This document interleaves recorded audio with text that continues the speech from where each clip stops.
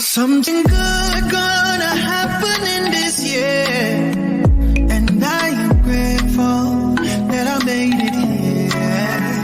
Yesterday's gone and a new day has appeared, and I am grateful that I made it here.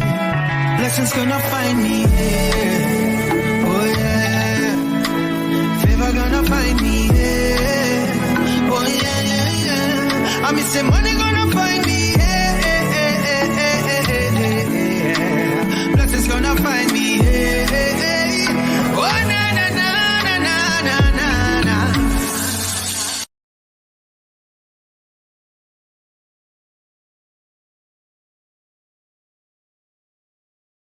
Something good gonna. Good evening, everybody. It is 7:00 on a good old Sunday night, and I have a really, really good show that I don't even want to call it a show. I just have a good conversation that I'm going to have with the beautiful young lady that I just met on my TikTok. I've been looking forward to this conversation for about a week since we talked about it. And again, I think that this is going to be a really good conversation.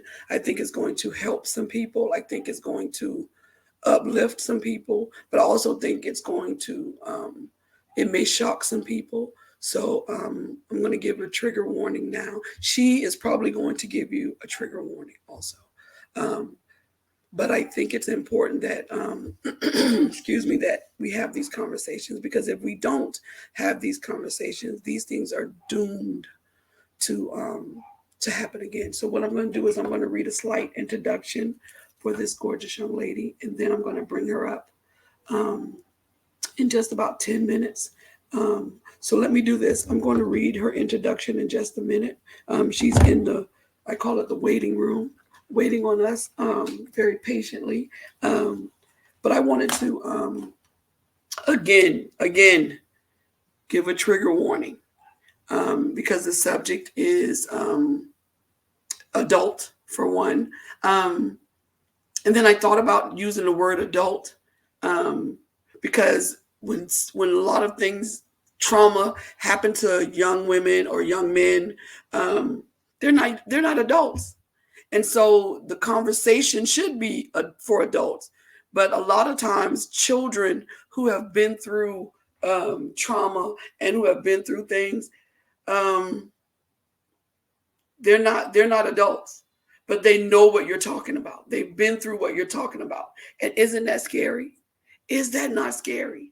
And so we want to have these conversations, not for clicks, not for likes, not for followers, not for shock value. We want to have these conversations because we want this stuff to stop. We want people to stop having family reunions and having to give their children a 15-minute speech about why they shouldn't go to the back room or to the bathroom by themselves. We want it to stop for people or women having children with men, and they have these dysfunctional things going on in their family. We want men to stop marrying women who have been traumatized and don't tell them because they think that the man can't handle it. And so then they have daughters or sons, and the man is trying to figure out why you always angry, why you so strict. So these conversations are, in my eyes, to prevent these things from happening again, so that you'll see the signs, and so that when your child comes to you with this particular issue or any issue that traumatizes them, that you would believe them. Okay. And so I looked up the word trauma, and trauma means, and I looked at the definition, and it was weird to me because it was like 2 or 3 words, but I mean, listen, this is what it is. So, trauma is a deeply distressing or disturbing experience.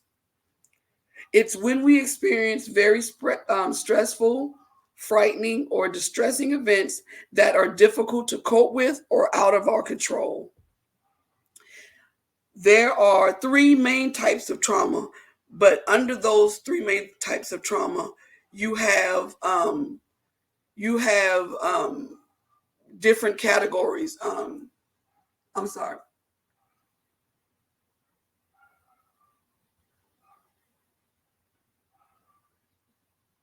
Okay, hold on, because I don't know if I can do that while I'm on here, but I'm going to try. Hold on a second. I got your message. So there are three main types of trauma. They are, I may have to do it through my phone. They are acute trauma, chronic trauma, and hold on. Somebody else's live is coming on. Hold on a second.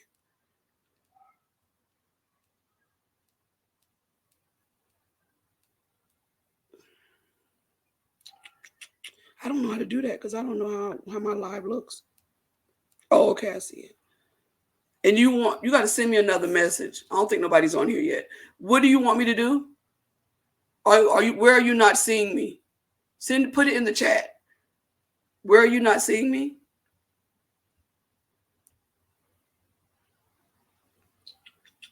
Where are you not seeing me? Let's see. Yeah, it doesn't have. I don't have anybody on here yet. I'm gonna have to. I'm just gonna have to. Yeah, it doesn't have. I don't have anybody on here yet. I'm gonna have to.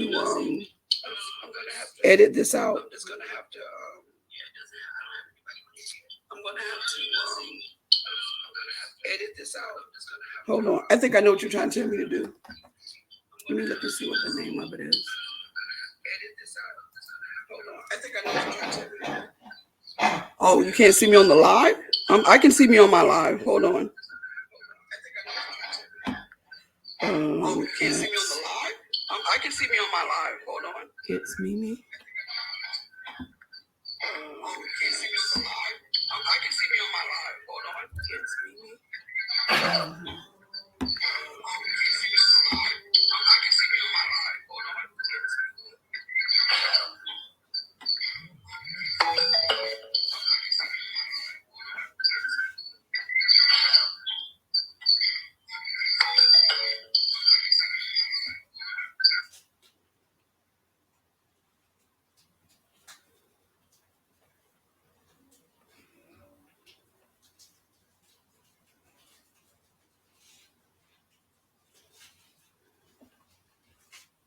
Can you see me now? I just sent you a @share thing.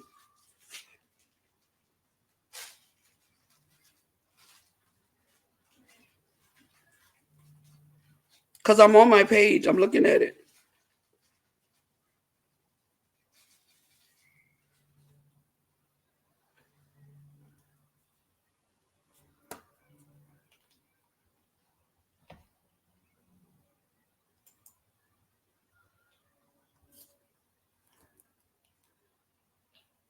Are we friends?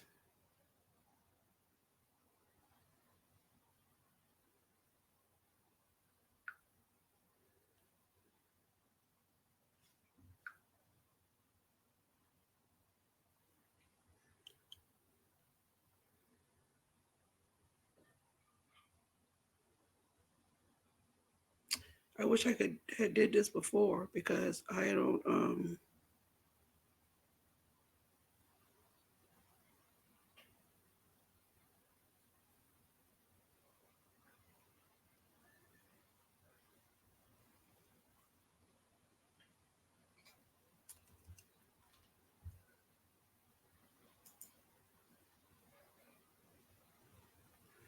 Okay, that's why then.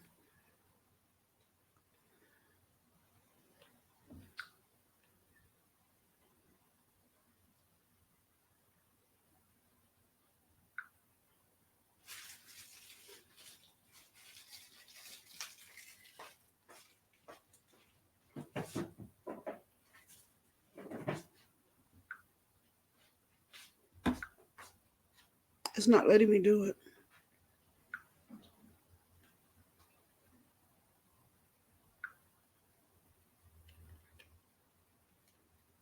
I thought we were friends already.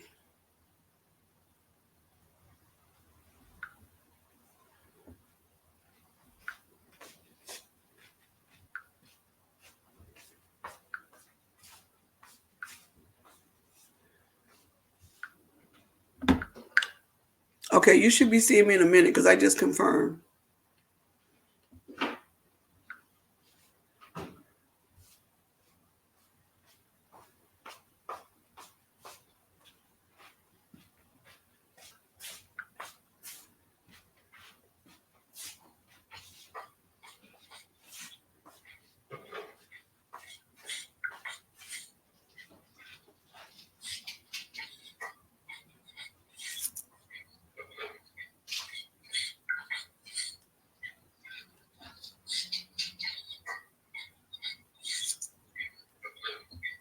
Yes, once I pull you up, you'll be able to see yourself on my live stream.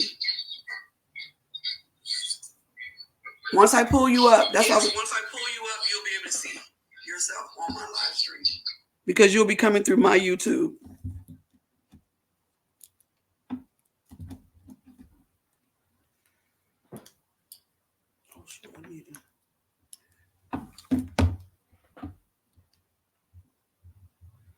So we're having a little bit of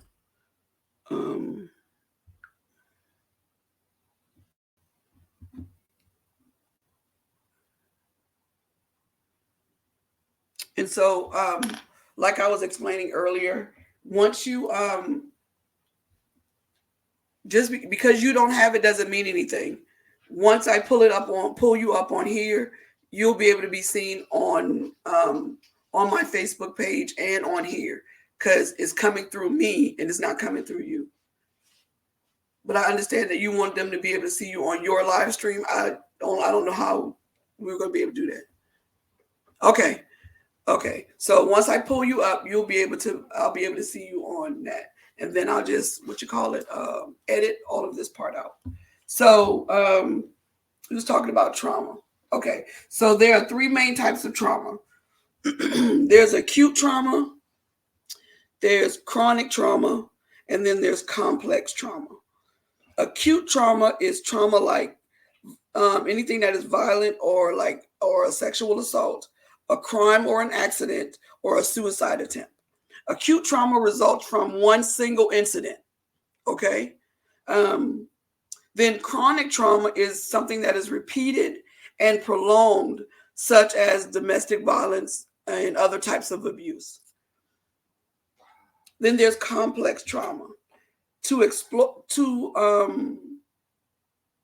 Exposure to varied and multiple traumatic events, often of an invasive and interpersonal nature. And acute trauma and complex trauma, I think that complex trauma and chronic trauma are the traumas that we're going to deal with tonight, because I think that it is something that excuse me, that you deal with all of your life. You're never cured. You're never healed completely. I'm not saying God can't heal you from it. I'm not talking about that. Your body will heal. Your mind might be able to start covering it over it, but you never forget it because you're human. And so I think chronic and complex trauma are the toughest traumas to get over. But you do get over it. And then you're going to be able to do what this young lady is going to be able to do. And that she's going to don on a superhero cape and she's going to become one of my favorite people. So I got one more thing, and then I'm going to bring her and I'm going to read her very short bio, which probably does not even throw the smallest rock into the ripple of the awesomeness of this person. So according to the Substance Abuse and Mental Health Services Administration, trauma, no matter what type, has long-term effects. It has effects on your mental, physical, emotional well-being, and your social and your spiritual well-being. And because you're dealing with all of these things all at one time, that's why you feel like you're crazy, like you just it's like you'll never be able to get over it. Like everything is my trigger. And because it's so many levels of it that you feel like you're not going to be able to hurdle over those levels. But I'm about to introduce you to somebody who I met through my TikTok, who has learned how to circumvent the things that has happened to her and learn how to be a good mother. She's learned how to love her own mother. And she's learned how to have, and she's also learned how to let somebody love her after all that she's been through. Okay. Um, her name is Maisha Marshall. She is a single mother of 5. She resides in Maryland, but she was born in Philadelphia on October the 29th, 1990. She was born to Lloyd and Antoinette Ellis.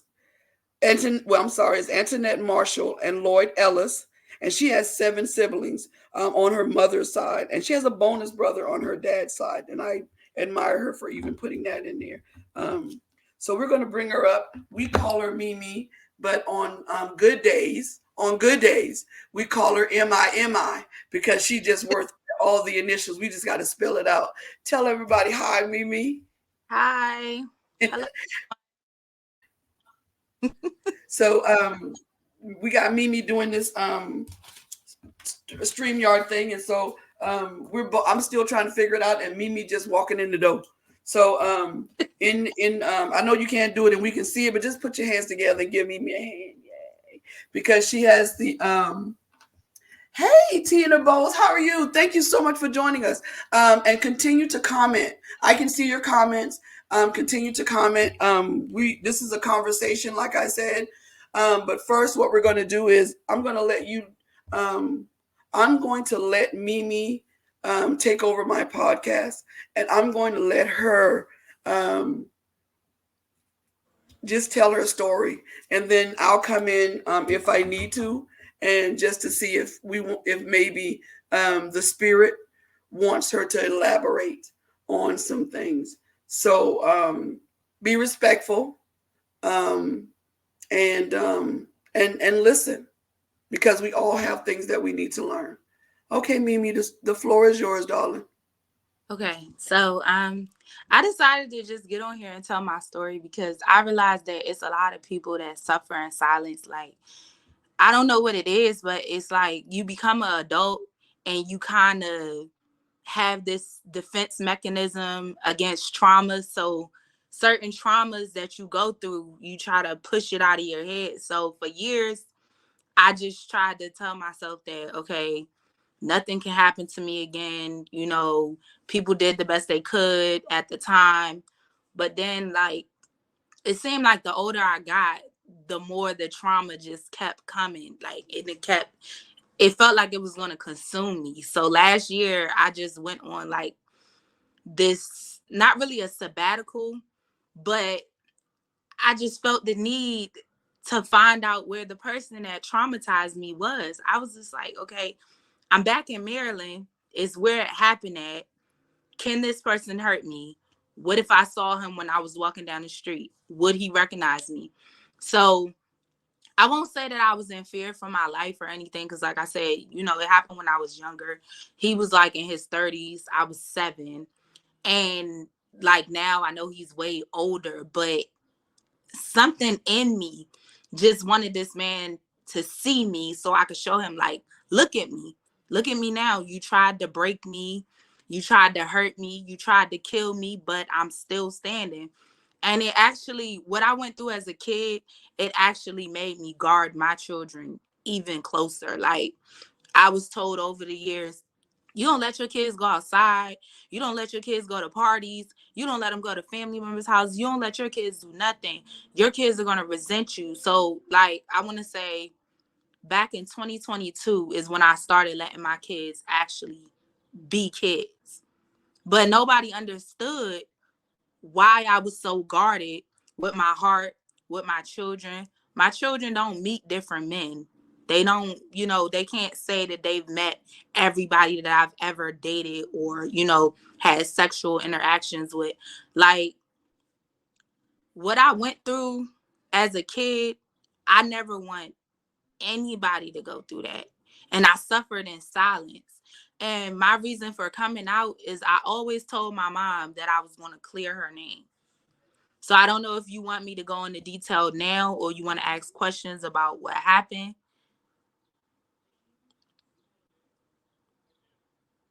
I muted my mic so you wouldn't keep hearing me say "girl, yes" or "mm-hmm." So no, I want you to to go at whatever pace you want to go at. I have questions on the side. You better say so, Tina. And I'm going out. If I need to come in, I'll just come in. But it's yours. This is you. Okay. Well, I mean, I feel like I'm doing this for every adult that didn't heal the child in them. Like, I feel like I'm doing this for everybody that things happen in your family and it's swept under the rug, and then you can't talk about it. Because if you talk about it, somebody's going to look bad. Somebody's going to look at you differently. Somebody's going to say you're lying. I was told when this happened to me that I was lying. You know, like, they put me, I don't remember if they put me on the witness stand. I think they took statements. It was so many years ago, but I believe they did put me on the stand, and they told me that I didn't have to look at him. But his lawyers, as a kid, they were trying to tell me that I was lying, trying to get him off. And I'm like, I'm this little Black girl, precious. I wasn't innocent by any means, but 7 years old, come on now. What can you really do to harm somebody at 7 years old? I misspelled a word and this man went ballistic. And it caused me to, one, I don't do the misspelling of words anymore. I can read very well. I can enunciate.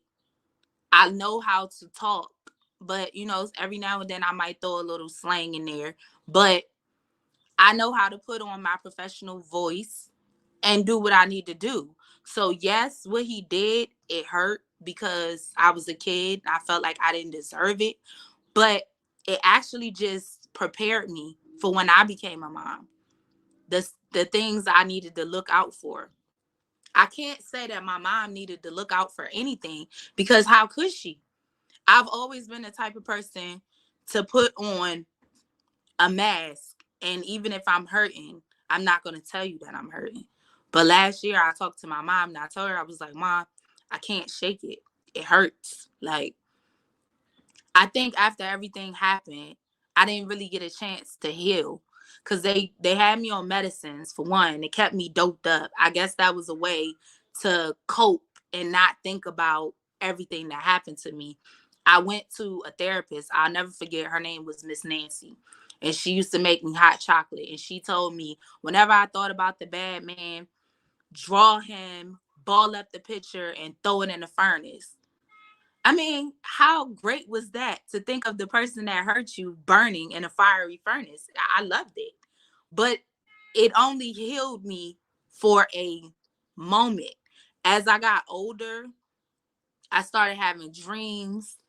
I would walk past people and think it was him. I would hear him laughing in my head. I would see the van again. I would see my mom trying to protect me once she found out. My mom didn't know what was going on, though. And that's the thing. Like, my mom was my saving grace. She was the person that I should have went to, but I didn't. And for her to serve time for something she knew nothing about, but I was a kid that loved her mom. So of course the courts weren't going to believe that my mom knew nothing about it, because how could you live in a place with a man and your own child and you not know? How did you not see the signs? How could you not know? How you didn't see the marks? You never saw your daughter crying. It wasn't until the school called my mom and told my mom that I had missed so many days that they were ready to withdraw me. They didn't want me in school no more because I wasn't going. This man would take my mom to work, pretend he was taking me to school, he worked on houses. He would take me to one of his houses in the basement, and he would beat the living crap out of me with belts. But to the point where he would leave marks. But again, I'm 7 years old. I didn't want my mom watching me. I'm 7. I know what I'm doing. I got this, Mom. So I didn't show her anything. Whenever we would go pick her up, she said, how was school? School was great. What did you learn? I learned how to spell play. I was 7 years old. And you know the word television? Do you know the short letters for it? TV? Someone asked me how to spell TV, and I couldn't spell TV, even though I kept saying the letters T and V. It still didn't register to my brain that I was trying to spell the short end of television.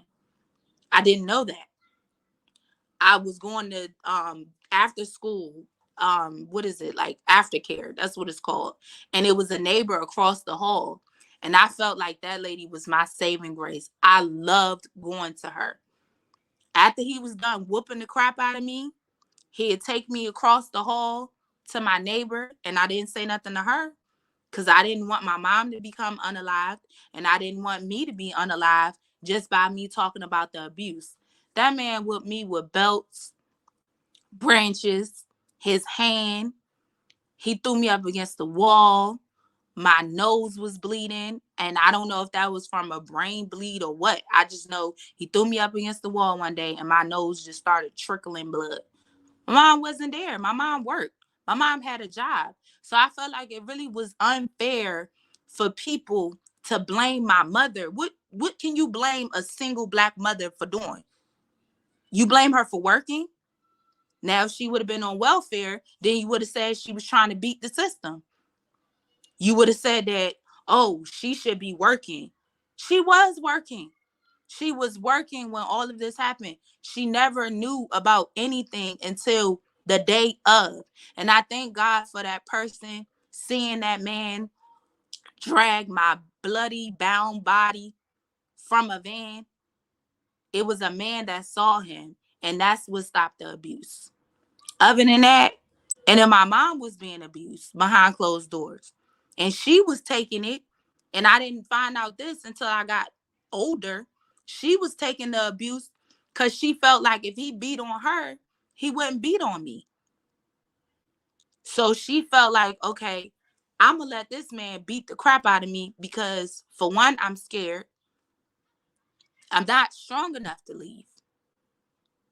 And I felt like she wasn't strong enough to leave. And it wasn't until I got older and I started having children, and my children's fathers were abusive towards me, and I felt what my mom felt. And I was like, well, I went through this as a kid. So getting punched in the face, getting beat half to death, that's nothing. I'm strong. My mind conformed to this, oh, you could beat the crap out of me, but God not going to let me die. Because why would he let his strongest soldier die? Why would he do that? I went through enough. I felt like nothing could be as bad as what I went through as a kid. So they used to call me January's child because my name was in the paper, but nobody recognized me as Maisha Marshall. They recognized me as January's child. It happened January 1998. So a little bit of a backstory. My mom met this man, I want to say October 1997, and they dated. And when I first saw him, I said, Mom, I don't like him. Something about him. He rubbed me the wrong way. It's just the way he was smiling. It was like a devious smile on his face when he met me. He had came with my mom to pick me up from, I used to go to the, I don't know if it's called the YMCA or the YWCA. It was an after school program. And I used to go there. And normally my mom would pick me up in like a cab or get on the bus and come get me. And this particular time she came with him, and he picked us up and took us to one of his houses. And his way of trying to get me to like him was to show me a garage full of what I call junk. It was a bunch of trinkets and stuff. And I'll never forget. It was around my birthday. It was right before my birthday. And my mom said, hey, Maisha, this is Mr. Prince. She introduced us. And I was looking hesitant. But I was like, you know what? Maybe this man gonna make my mom happy. But then I looked at my mom and I pulled her to the side and I said, Mom, I don't like him. I don't. And maybe when you're a kid and you're saying that to your parent, we had just met. So it's not like the man touched me. It's not like he whooped me. It's not like he did anything. I always could feel people's auras, and his vibe was just completely off. And I was like, Mom, I don't like him. And her hearing that was just like, okay, she was already in a relationship before she met him. So her hearing me not liking him, she probably thought as a parent, okay, she don't like him because she ended up, liking the other guy, which would be me. I loved the man that my mom was with before. I didn't like the man that she was trying to introduce me to. I felt like, Mom, why are you breaking up the family like this? Even though later on, she told me why she broke up with the man that she previously dated. It's because he cheated. But me being 7 years old, my mom wasn't going to come to me and say, hey, he cheated on me, so we can't have this family dynamic duo anymore because it's over with. This man it was off. It was just something really off about him. So moving forward, we started staying with him. Still did not like him. It still rubbed me the wrong way. 1 second, y'all. 1 second.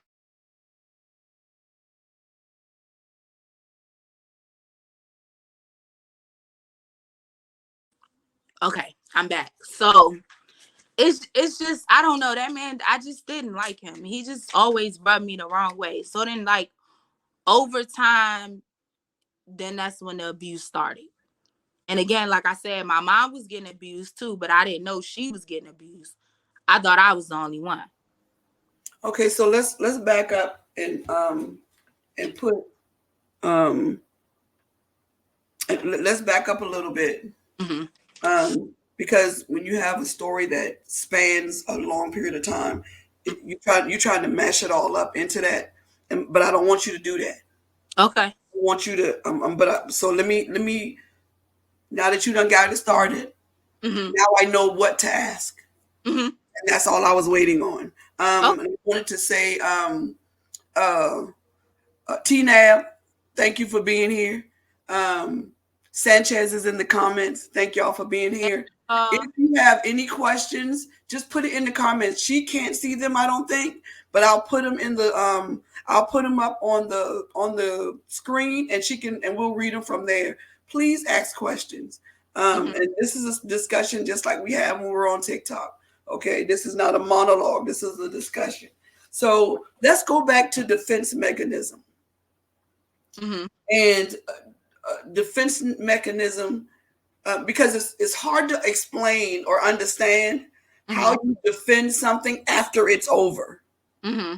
And so when you talk about trauma that lasts, and we one of the definitions that we gave for trauma was hold on, I don't want to be wrong, was chronic, and it is a repeated and prolonged it's a repeated and prolonged and stressful incident, right? Mm-hmm. So if we talking about defense mechanisms, what as an adult do we do to remove the stain or thoughts of that trauma? Because what are we defending ourselves from? Because we're no longer in that situation, and that person is no longer in our life. I got you. I'm gonna do your question next. I'm gonna leave it right up there so I can see it. So what are we defending ourselves from, first of all, and who are we defending ourselves against? See, you better answer it, because I have no answer. I have no answer. I would say you're defending yourself against your mind, because when something when trauma happens to you as a kid or adult, whatever, you have to heal that child within you. Yeah. And that's the problem. I never healed. Right. I kept telling myself I was okay. I kept saying, I'm okay. I got this. Every time something happened, I'm okay. I got this, until I wasn't okay. Yeah. Sanchez asks, was she the only one? Was she the only sibling that got abused? Yes. My other siblings were living with their dad. I was the only one that lived with my mom at the time. Okay. Because Okay. my mom, like I said, she was in a relationship and her boyfriend at the time cheated on her. So once he cheated, we were living with him. Like my mom and him had a place together, but it was no more after that. My mom was wanting, listen, my mom didn't believe in, she ain't God. She didn't believe in first, second, third chances back then. One chance to show me who you are, and I'm done. Okay, so with you being the only one being abused, and it was 7 of y'all, so it's 6 other. How did that alienate you from them back then? Not now, because we're gonna get to the present. I know. Back then, when that happened to me, I got separated from everybody. Okay. Nobody in my family could get me. Nobody. My dad tried, my aunt tried, cousins, people that we hadn't seen in years. They didn't want me in the system. I went in the system. I was away from my siblings. And why was that? Because that's unusual. Because my mom had they found her guilty of neglect because yeah. And so they wouldn't put you with her. Okay, I got you. I got you. They wouldn't even put me with my dad on my dad's side of the family. Nobody could get me because once you ask the questions, I'll go into detail what actually happened, and you guys will be able to see why nobody could get me. Okay, well you can go ahead with that now. Okay, so it happened January 1998. Now, back up before January 1998, like I said, he used to do things that were abusive. Like the man used to whip me with branches, belts. So when people play with me, if anybody pull out a belt or anything, I instantly clam up or I get real defensive because I don't play like that. Mm-hmm. I don't like to play fight and all that extra stuff because it triggers me. Mm-hmm. So, moving back from January 1998, I'm gonna kind of ease into it, but I gotta tell you guys how everything went. Okay, go ahead. 1997, that was a year that, like I said, we ended up meeting. We met him. Well, I met him 1997. The abuse didn't start right away. He kind of eased his way into it. He wanted to see what type of child I was. Like if I was the type of child to be able to go back and tell something, if I was going to tell family members. He alienated us and not alienated, he isolated us from our family. He wouldn't allow my mom to go to church no more. My mom couldn't hardly do nothing. But when my mom did go to church, we weren't allowed to sit with the normal people we would sit with. So nobody knew what was going on because he wouldn't allow it. It was no speaking. And what was so crazy was that 2 of his siblings were police officers. And my mom told me years later that they tried to tell him, keep your hands off that young lady. The young lady would have been her, not me, because nobody knew he was abusing me. Only his stepmom, who was Caucasian, saw the abuse that he was doing to me, but she was scared of his father and him. So she would just put me in the bathtub, and the bathtub would fill up with red like it was Kool-Aid. Yeah. Did he have his own kids? Yes. Okay. He did have kids. One named Amber, and I can't remember the other one, but yeah, he had 2 kids. And that's the thing. When I lost my mind last year and started thinking about the trauma, and I was like, look, I called my mom one day. I was like, Mom, I have to get my story out. I have to. Because if I don't get it out, I can't heal. And she was like, well, you could go ahead and, tell the story. Go ahead. But at first she was worried because it's bringing everything back up. everything is resurfacing. Right. But I feel like it was a carpet. When you tell your kids to clean up, they sweep everything under the carpet. By the time you move that carpet out the way, all this dust goes in your face. So that's what the story is. It's everything that was swept up under the rug and it's coming out. So yes, he had his own kids, and I looked for him last year. I'm real big on looking up people stuff. So I looked for him, I found him, and I looked for his 2 kids. And I don't know if I found them or not. I wasn't trying to attack them because they were kids when whatever happened to me. I just wanted to know how they were doing. Because we were friends. His kids and I, we used to play together. He had 2 girls. We used to play together. And I only remember Amber because her name was Common. I can't remember the other one's name, but yes, he had 2 kids that I know of. Okay, so let's go to how everything got into the court system and all of that. Let's get into that. Okay. So January 1998, I was sitting at a table and it might have been 9-10 o'clock at night. I couldn't spell the word play. Like, as in you play with someone, I couldn't spell it. He was getting really mad. And he was just like, spell the word. You gonna spell this word. You gonna spell it. And I couldn't spell it. So then finally, he got upset. He grabbed me by my arm. He took me out the door. But before he did that, let me back up. My mom came out the room. And she was like, what's going on? And he was like, I got this. You need to go back in the bed. Da, da, da, da. So he cussed her out. She went and laid back down. How could she have known what happened next was going to happen? She didn't. She went and laid back down as he told her to, because again, she was being abused. Right. So anyway, he dragged me by my arm out the door. He took me to his van. It seemed like he had it already set up. He had industrial sewing needles. He had I don't know if it was a rope. No, I think it was just duct tape. He duct taped my hands behind my back.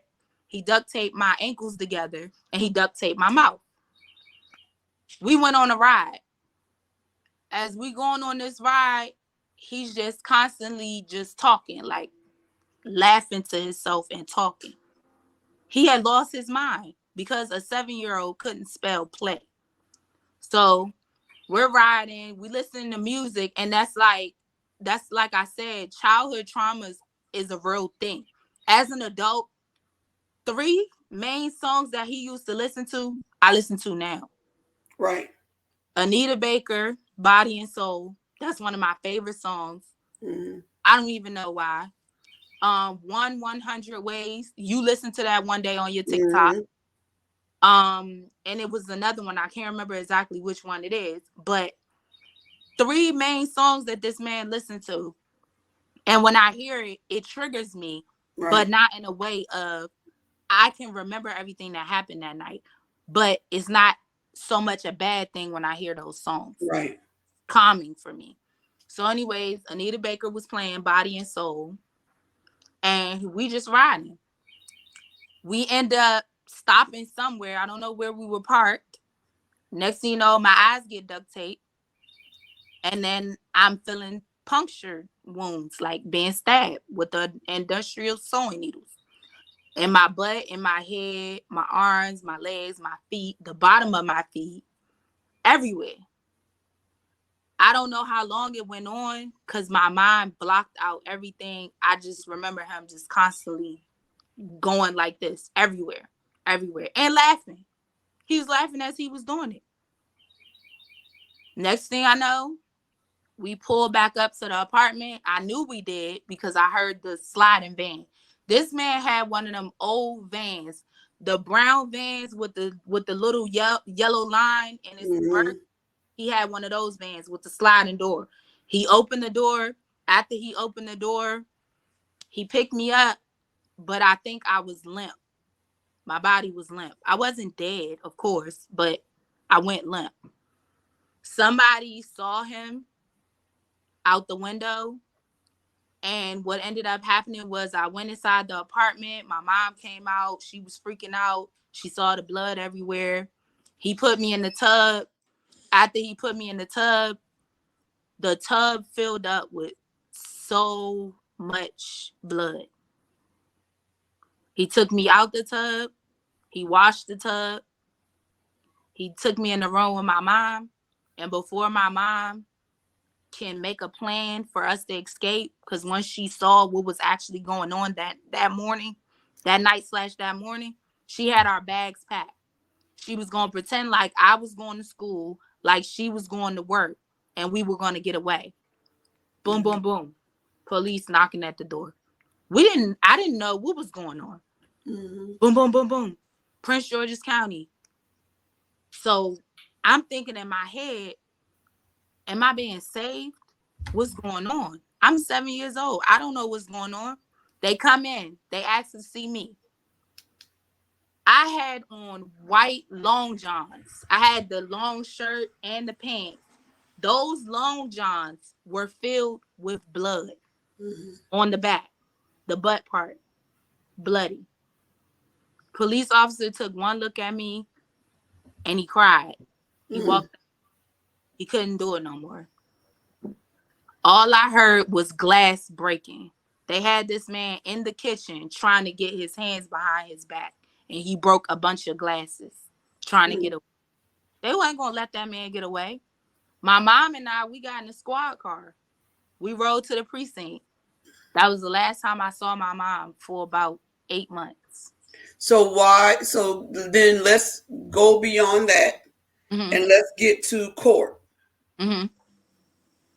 Okay, so once they locked him up, my mom and I, we were split up in different interrogation rooms. Of course, I was a kid. They couldn't interrogate me. They were trying to keep me calm and do whatever, distract me.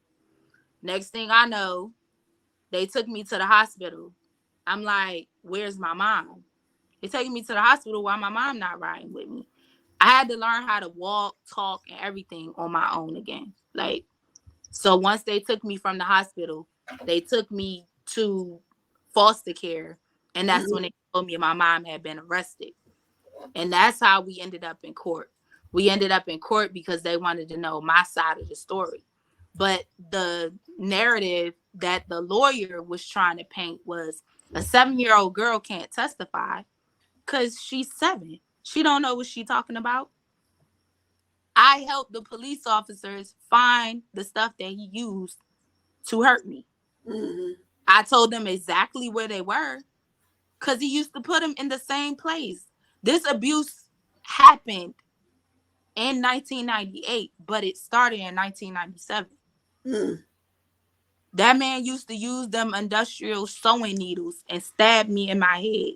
And then he would put them in the back seat. That little pouch that you have in your back seat behind him. Yeah. Pouch. And I told them where to find them. The police came to me and they asked me. They said, where would the weapon be? And I'm like, weapon? They said, what did he use on you? Where is it? Right. And it in the back seat. They found it. That's how we ended up in court. And so how long was your mom incarcerated? I want to say maybe a year or less. I don't know. I think this. Hold on a second. I don't know if my light too bright. No, I need it. Austin, and so you went into foster care? Yes. I went in foster care for, I want to say 7 or 8 months. And then they allowed my aunt to get me. Okay. My mom. Okay. And then your mom came home. My mom came home months after my aunt got me. Because when I was in foster care, to be honest with you, the only person that pushed to see me the most, my aunt. Even though they kept saying my family couldn't see me, my aunt wasn't taking no for an answer. So then she started she'll ask them, hey, can I get Maisha? And they'll be like, no. Or they'll be like, yes. She'll be like, well, I just want to take her to Chuck E. Cheese, or I just want to take her to a baby shower. And they started letting her get me. But guess what? I was abused in foster care too. Right. So let's talk about um forgiving our parents, because you said something a little bit earlier that that I think about, not as much as I used to, but I think about it when I hear stories like yours, and people confide and stuff in me, and it's about forgiving our parents. And you said something, and the question was, how would my mom know? And I always had the opposite question for my mom. How did she not know? Because I'm supposed to be her child, and so she should know every nuance of my behavior. She should know when things aren't right. She should know how much pain I was in for that length of time. So we had opposite questions, but I think we had opposite questions because we had different relationships with our mom. Mine never was one of, my mom never was a hugging, I love you. My mom was food on the table, you have shelter, you got clean clothes, you good. And I do believe now, after writing the book and then just reflecting on the things we talked about before she died, that she had some kind of trauma that she had never dealt with. And so not dealing with her trauma, she had no idea how to deal with mine. She thought I lied. She told me I was a liar too when I finally told her. And her thing was, well, I washed your clothes. So it couldn't have been the way you said it was. And so yours was an abuse of physical abuse, of just someone who of a sadomasochist. It's just somebody who likes to inflict pain on another person. Mine was of a sexual nature. And so, but it still had, both of them still have had long lasting effects on how we treat other people. And so it wasn't hard for you to forgive your mother, because it took me until she was on her dying bed to forgive mine. And so how was it living knowing that your mom was also a victim, and yet they treated her like she participated in that? It was pretty hard. I mean, I felt like when after everything happened and I went to foster care, I felt like everybody was looking at me. Like I felt like I had January's child written on my forehead. I never knew why they called me January's child until like later on I started looking up my own story, and I was like, okay, it happened in January. I see why they called me January's child. But it was more like, for me, it was more like the whole world was nurturing me back to health. Right. Because they sent letters, they sent gifts. I mean, it was an outpouring of love from all over the world. Right. Like, and I even remember the detective that took the case. It was Officer Raffato, and if I'm not mistaken, now he's in the church. He's I don't know if he's a pastor or what. He was a Caucasian, but I remember bits and pieces. But what I'll never forget is how I was treated by that man and how I was treated in foster care. So sometimes foster care is not the best. Right. Like people step in and they, oh yeah, we're going to put you in foster care. We're going to do this. We're going to take your kids. Sometimes that's not always the best option. Sometimes at home is the safest option. Right. I wasn't allowed to eat in foster care. Like I would go to bed hungry. They would put all the food up, and then they ended up getting 2 more kids who were Hispanic. And I was sexually abused by one of the older Hispanic kids in foster care. We would go on vacations. I wasn't allowed out the room. Everybody else was, but I wasn't. I sit in the room. Everybody going to go get food. They going to the pool. They going to go do this. They going to go do that. For some reason, I couldn't understand how me as a child, I'm already being punished by having everybody look at me differently because of what happened to me. Right. But this foster care and I can't have a life there either. Right. Like Right. I can't have no type of life in foster care. It was terrible. So when it comes down to, and you know, I talk about this on TikTok all the time, and I Mm-hmm. talk about family secrets and how they lead to generational trauma. Mm-hmm. I had the guilt of not telling sooner Mm-hmm. is a thing with me still, Mm-hmm. because one of my abusers is still alive. His mother, who is my favorite aunt, is still alive. He's my cousin. And my book is not complete in the way I wrote it because I did not include all of what I went through. And so when we do that and we don't expose everybody worrying about how the another person is going to feel, Mm-hmm. I think it's a disservice. And yet still, even while I'm talking to you now, I still can't see how I can do it and hurt her in that way. Um,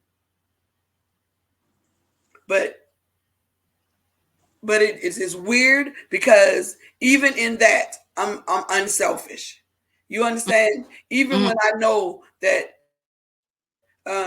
because the problem with it, to me, is that because I don't say anything, or I didn't say it because I heard he's sick right now, is that if he did it to me, then there were others, Yeah. and that is the guilt that I live with, and that is why my admiration of you is so great.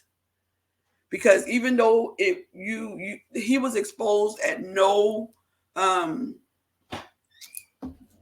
without you even knowing that he was going to be exposed. Mm-hmm. You did what you had to do, but you weren't the initial person to get it out there. Even with that, um, I am I admire you so much for being able to do what you did, because I feel like that I have failed um, young ladies who I know, because you got away with it for so long. There had to be more, and that's the guilt that I live with.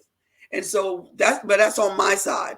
What Yeah. what guilt do you think? What guilt, or if you don't have any, let me know what it is. If you Um, don't have it, then you don't have it. yeah, I do. Because I feel like if I would have said something sooner, we could have gotten out sooner, and my mom would have never had that stain on her background. Because even though she was, basically, I don't know if she was acquitted or whatever, because like she told me some stories when she went behind bars. She had people that, would write her, and, they knew that she was innocent, like our church family and stuff. But it still was on her background. So I feel like if I would have been said something, we could have gotten help. Yeah. But at what cost? What if Right. I would have said something, we would have gotten away, and he would have tracked us down and got both of us?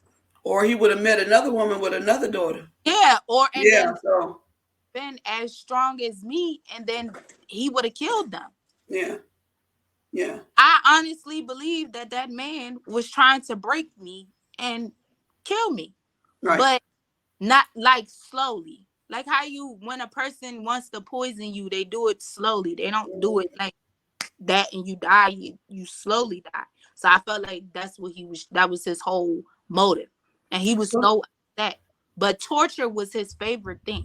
He Yeah. loved torture. I don't know what happened to him as a kid, but I Yeah. know he loved torture. But from what I understood, I used to be around his dad, and his dad was nothing like him. His dad was sweet. His dad was It doesn't always come from somebody that he knows. That's what It could be like my mom. No, I don't think anybody knew whatever was going on with my mom, Mhm. because I don't think anybody paid attention to it. They just thought my mama was my mama. Mhm. But that just leads right into the next thing. Why do you think that a lot of adults do not accept the unease of their children around strangers? Like, why do you think? Because I'm talking to you now as a parent, Mm-hmm. not the child that's in you. Mm-hmm. Why do you think a lot of parents do not accept the fact that their children can inherently just not like somebody, and not because of some big major reason? Right. For me, I feel like I studied my children a lot when I had them. Like, I would look if they made a certain gesture, or if they didn't want to speak to you. I'm always constantly, even to this day, asking my kids. I have separate conversations with them. Is anybody making you uncomfortable? Is anybody doing something to you? I always want to know. And I feel like people don't accept it because they've probably been through some things themselves, and they wish that their parents would have been the parent they're trying to be. But for Right. me, I just feel like when my mom did talk to me, because it's not like my mom didn't have the conversations. She would have the conversations. Is everything okay? How are you feeling? What did y'all do today? Him and I acted as if we were the best of friends in front of my mom.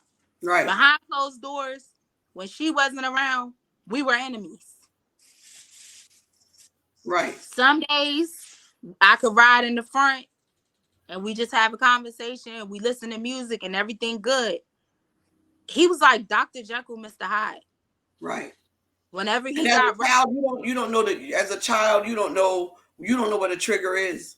And as a child, you want to be as good as you can around a person that hurts you. You want to be their best friend, because if you're their best friend, the behavior will stop. I get it. I I totally get it. felt like it So would. It didn't. no, of course not. Of course not, because because those kind of people are determined to do what those kind of people are doing. So we just a little bit more, and then I'm gonna let you go, because I know you have your kids, and you have things to do, and it's just one more. So getting into an adult relationship, Mm-hmm. when we choose men that are similar to abusers, is Mm-hmm. that to punish ourselves because we should have known better? Is it to punish ourselves because we should have known better, and now this is what we're gonna get, this is what we deserve, this is the kind of man we're gonna get because whatever? Is it to be with someone like that to see if you can change them, because maybe I can stop him from doing this because I couldn't do it before? Absolutely. Or is it just to fill any void, and it doesn't matter who gets it, whoever feels it, they feel it? Just think, if that would have never happened to you or I, just imagine what person we could have been with. And I look at it in my case Or like, who we would have been, or how different we would have if been. that would have never happened to me, I feel like I had my children to have somebody to always love me. So that's the Oh, void. Yeah, yeah, no matter what, yeah, I have somebody that's always gonna love me. yeah. And I'm not always the perfect parent. You know, I try to do things differently. I'm more of the yelling, cussing parent. I don't really put hands unless I have to. But for the most part, I don't want them to ever feel the way I felt. Right. So I try to ask questions. And like I said, my mom did ask questions. But when she would ask, everything was fine. Even now, if I'm going through something, everything is fine. If I need something, I'm only reaching out to one person, and that's my aunt, the one that rescued me after I came out of foster care. Yeah, Anybody else, I'm not asking. yeah, I'm not. I have my pride's too strong. But yeah, to answer your question, I feel like that what happened to me, if that would have never happened to me, I would have chose better. I yeah. got older and everything is, I got this. I'm strong. If I can take being tortured for 6 months straight as a kid, I can take being beat half to death by this man. Right, It's gotta be. right. That man taught me lessons that he never knew he taught me. Mhm. Once I got abused for not knowing how to spell, I'm an excellent speller. Yeah, And once I got abused for different things, I try not to do nothing that's gonna get me hurt. Right. So I feel like in a way, kind of helped, but it didn't, because now I'm on edge with my own kids. Right. And it's so funny to me that what you just said, that last part, is so close to my fiance's story, getting beat in the face with a belt buckle when he got math problems wrong. Now I can give him 4 or 5 numbers and click just like that. He's excellent at math. But being excellent at something born out of a trauma is not great either. Because even when you're not thinking about it, in the back of your mind, you're thinking, I have to do this right, or this. And so you never really, in those things like that, they never really leave you. They just never really leave you. And so I really want to thank you for coming on and opening up. I want to commend you on being such a good mom. And I want to commend you for not letting that stop you from letting somebody else love you. I want to thank TNAV. I want to thank Sanchez. You really, really know people when they say they got your back. And I'm not saying the other people don't. I'm just saying, you know people when they have your best interests at heart, when they follow you and come where you're at, just to make sure you're okay. I got tears in my eyes because this was a really triggering thing for me. But I wanted to do it anyway, because if I avoid it, it doesn't mean it's. People think, well, I got over that. I tell them, just because you learn how not to think that, just because you learn how to not bring that conversation up, just because you learn how to not talk about it out loud, it's still there. And I remind them, that's why because why do you think you have stomach issues? Why do you think you got ulcer? Why do you think you have migraines? Why do you think you have? Because your body is going to respond to that trauma, no matter whether you haven't really gotten over it. Just because you have learned how to put it in a little box and bury it, whatever.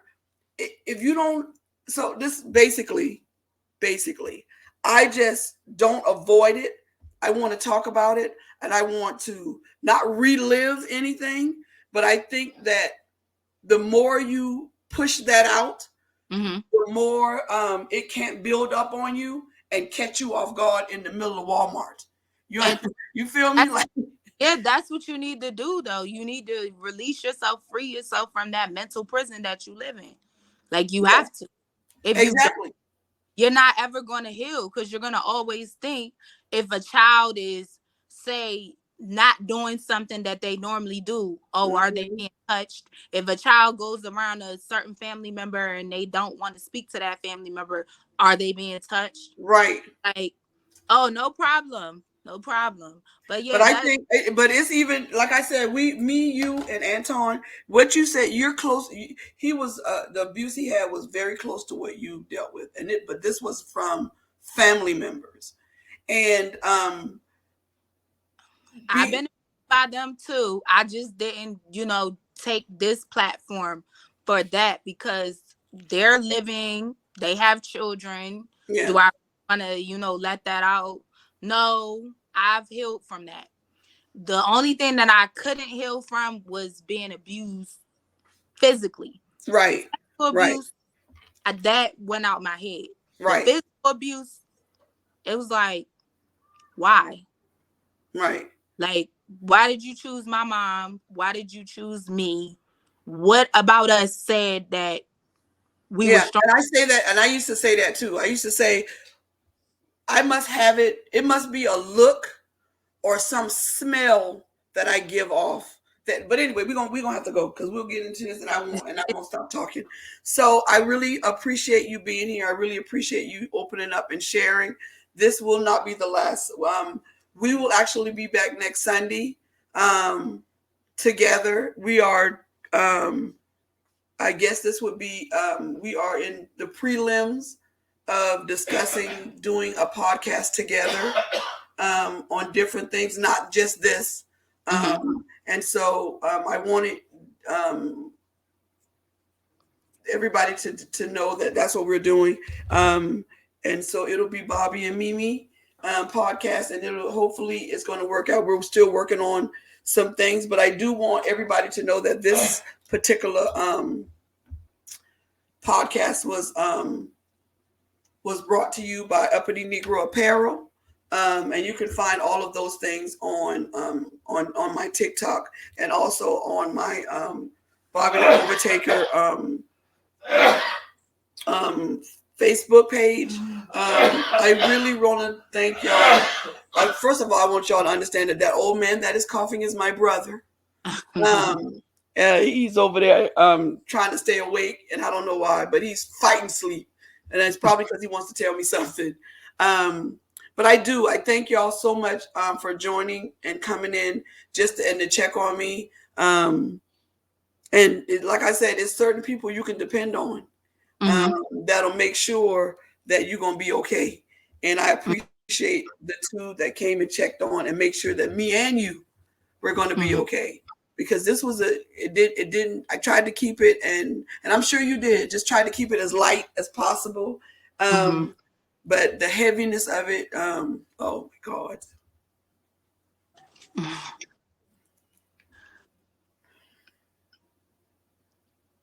You just gotta take trauma. It really weighs on you. Yeah, the pain that you go through, but the pain that another person goes through, thinking of it as a gift, it's funny to me, but it's not. But being able to feel that, even through the phone or whatever, is hard. And it'll be and I'm learning still how to let things go. But this is, I hope that somebody got what they needed from this. I hope that somebody understands that you can survive. We were built to survive anything. We were built to persevere and be resilient.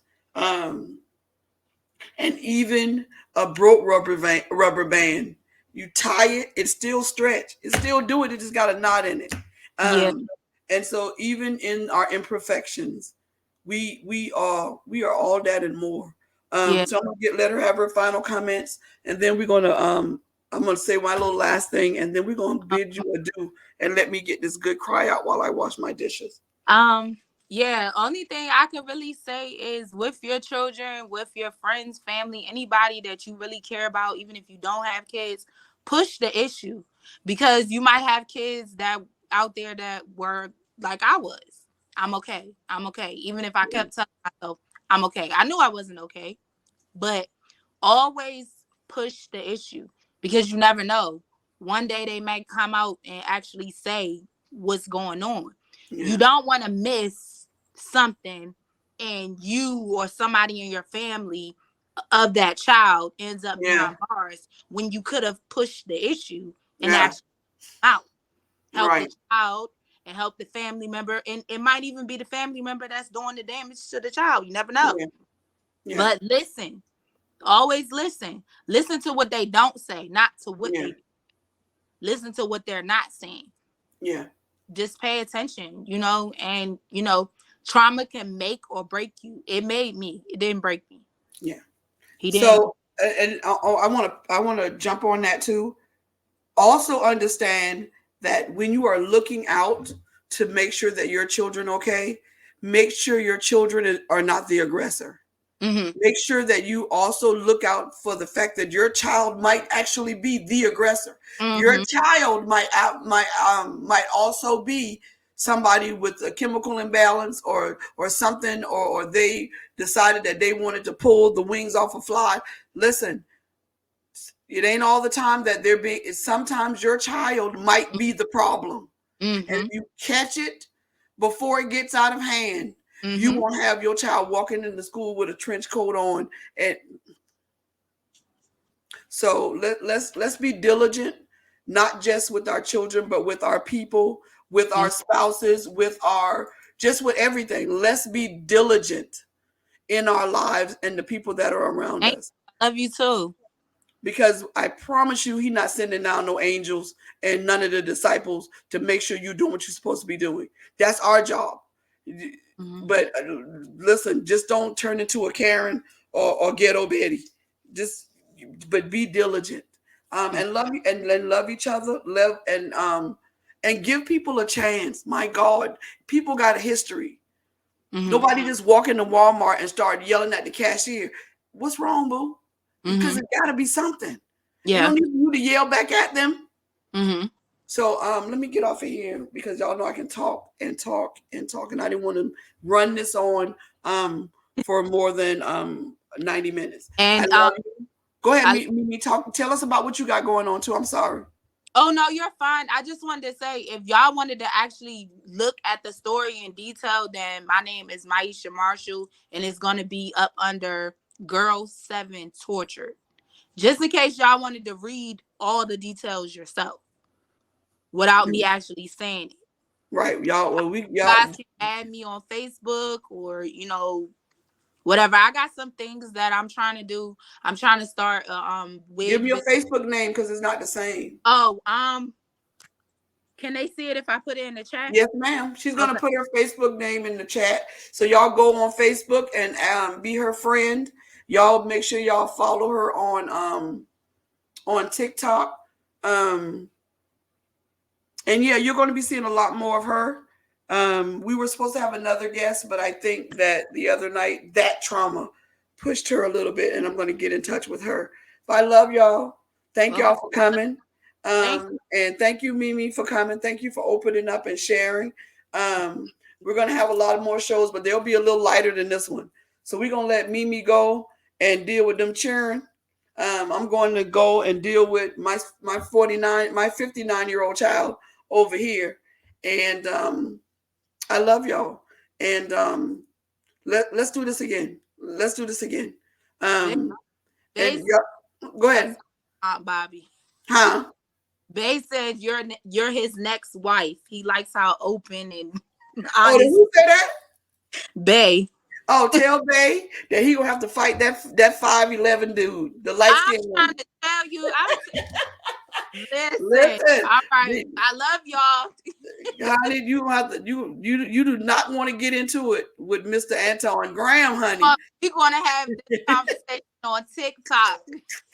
you ain't gonna you do not want to get, and you listen, you better keep the one you got, because the hell over here, you don't even want to dip your toe in this water, bro.